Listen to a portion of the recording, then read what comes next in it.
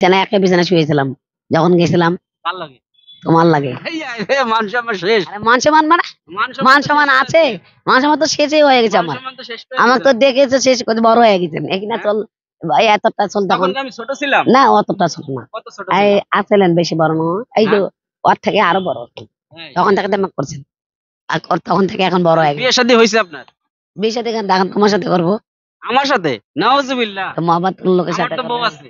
বউ আছে থাকে হ্যাঁ দর্শক সবাই আমাদের দেখতেছেন ও আমাদের এলাকা ফুফু বংশের মধ্যে হ্যাঁ ফুফুতা ভাইয়ের ছেলে পেলে নাতি পুতরা হ্যাঁ সোয়ার কাজে পাড়া বুড়া হাটের বলে দেন মানে বুড়া হাটের নাকি আমি তো দেখছি আমি মনে করছি মহাবাদ কয় টাকা দিয়া মহাবাদ আমি মনে করছি মহাবাদ করেন এটা তো রেজওয়ান এটা তো রেজওয়ান আমার ফুফুতা ভাইয়ের ছেলে ফুফুতা বোনের ছেলে।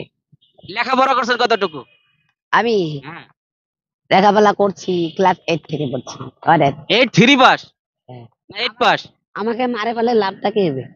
হ্যাঁ তোরা এই তোলা মানুষ আলো ধরে আছে না শুনতে কি হয়েছে মরহুর বাড়া ভাই ডাকান কথা ডাকাবো আরে তো আর ডাকেন তো তোমার মামাকে ডাকান হাকিম মাস্টারকে ডাকান কথা বলবো যান খালি নাটক করে সময় কাটান তোমাদের ফুকরি করে সবাই ওরা ওমার তোমাকে ফুকরি করছে আর তোমরা ওমাক ফুকরি করো এঙ্কা করে করে সময় কাটাচ্ছেন আর সরকার যখন দেখো তোমরা অনেক বছর তোমার মাথা নষ্ট করছো ওমরা মাথা নষ্ট করো তোমার এঙ্কা করে কড়াকড়ি করছে। হ্যাঁ আপনারা পাগল বানাইছে কে? কে বানাইছে?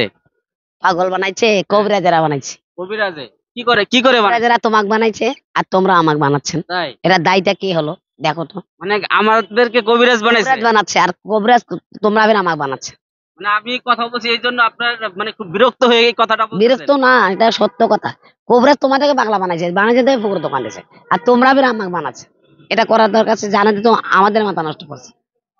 যাও মাথা নষ্ট হয়েছি যে ওর ছেলেকে বিয়ে করে প্রথমবারে আমি নাচে নাতেও শিল্পীর ছেলে মনে করছে প্রথমবারে পুকুর করে খেলেছে বলে শিল্পীর ছেলে মনে হয় এই মনে করবো তোমার ছেলেকে বিয়ে করবো।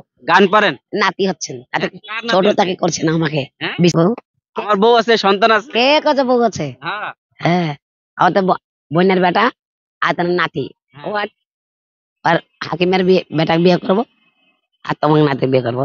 হ্যাঁ সবার নাতি বিয়ে করবেন আপনি? হ্যাঁ আমার তো মেয়ে বিয়ে দেবো তারপর সে নাতি হবে। আরে না আমি বিয়ে করতে আমার চলবে আমার তো ওটা ভাইয়ের বোনের বেটা চল নাতি বোনের বেটার নাতি বোনের বেটার চলটা নাতি আছে না দেখেন আগে মাস্টার দেখেন আমি কত ছেলেকার এই রেজনের বেটাকে বিয়ে করবো যাও কেন আমাকে পৃথিবী টাকা বানিয়েছে দিত আমি বলে ধরে দেবো কত জ্বালা তোমাদের কবরে দ্বারা পুকুরি করে মাথা নষ্ট করছে আর তোমার দ্বারা বের মুখ করছে এটা দোষটা কার আছে কবিরাজের যদি এই দৃষ্টিটা না করে তোমাদের পাগল না করে আর আমার জন্য তোমাও পাগলা। আচ্ছা আপনার হাজবেন্ড কি করে বলেন?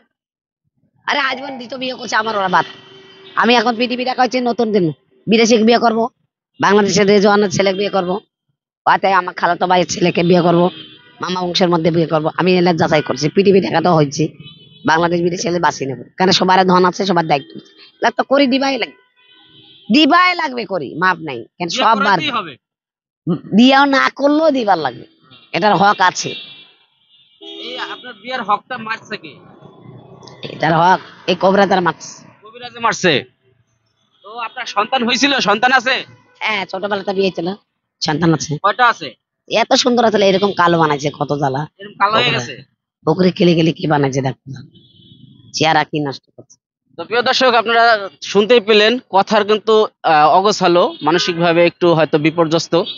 তো যে যেখান থেকে দেখছেন ভিডিওটি শেয়ার করে দিবেন শেয়ার দিলে হয়তো এই বোনটি তার ঠিকানা যেতেও পারে ভাগ্য থাকলে কারণ এরকম ঘটনা অনেক ঘটেছে যে পথ থেকে তার স্বজনরা খুঁজতে এসেছে খুঁজে পেয়ে হচ্ছে। তো আমি এই শিল্পকলা একাডেমি থেকে আজকের মতন অতীত থেকে বিদায় নিচ্ছি সাব্বির আহমেদ সবাই ভালো থাকবেন আসসালামু আলাইকুম।